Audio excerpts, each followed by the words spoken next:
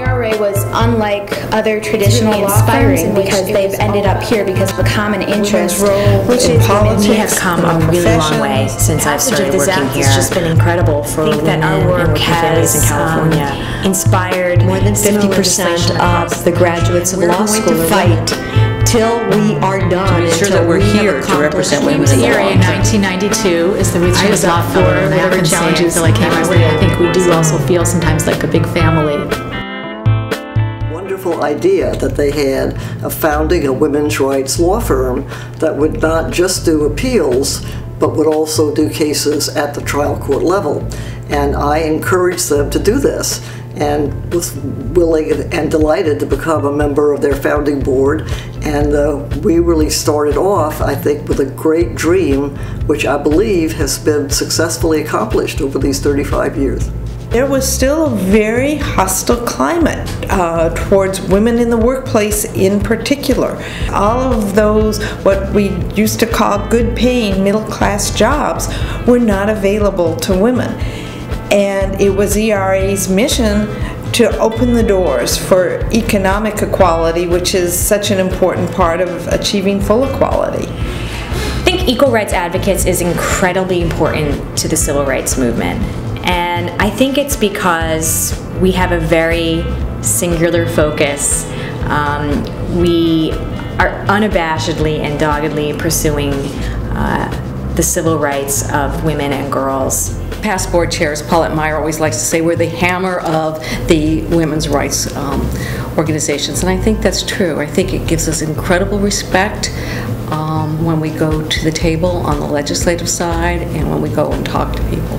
What doesn't change is that sexual harassment continues to be one of the first and one of the primary reasons we get calls from women, thousands of phone calls from women in various states of distress about the way they are treated at work and the way that is perhaps the most demeaning, and that is to be sexually harassed or assaulted. And we've even had instances of clients who've been raped at work.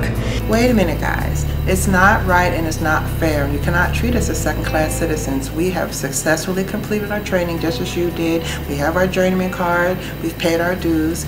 We should be accepted under the fold of the brotherhood.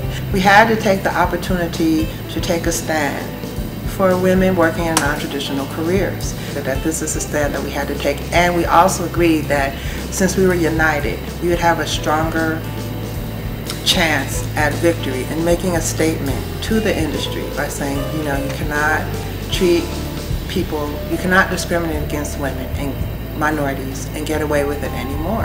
And we're going to keep taking a stand until it disappears. Fantastic to know that we had won, we had all stuck together, and you know, we were victorious with the help of the ERA. So it was really good.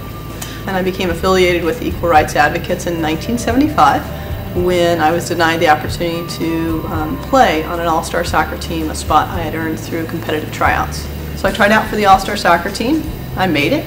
And then when the roster was submitted to the California Youth Soccer Association, my name was circled and it was sent back to the coach with the word unacceptable written on it, stating that girls didn't have the right to play. What does the fact that I'm a girl have anything to do with my ability to play soccer?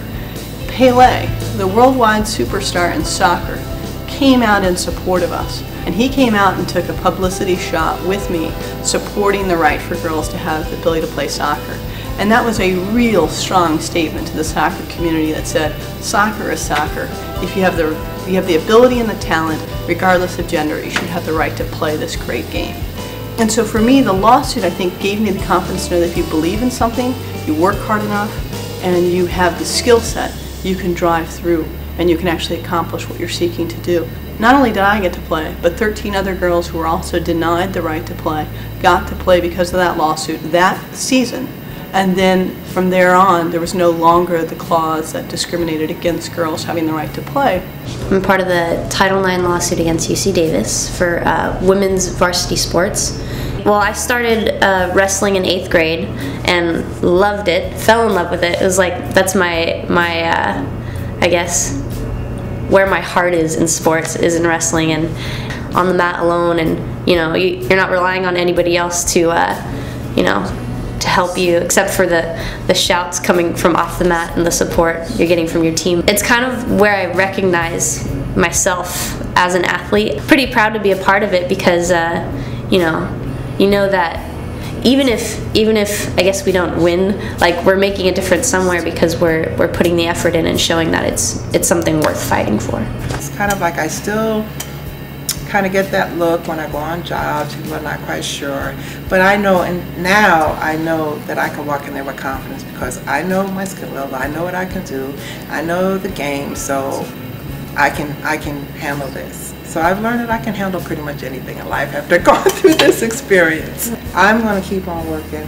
ERA is going to keep on working, and you guys are going to keep on working, and we're not going to stop until the job is done. I want to be interviewed for our 50th anniversary. Happy birthday, ERA. You've done great work. I see great things ahead. Keep going, keep fighting. It's definitely worth all of the effort. Please give us money.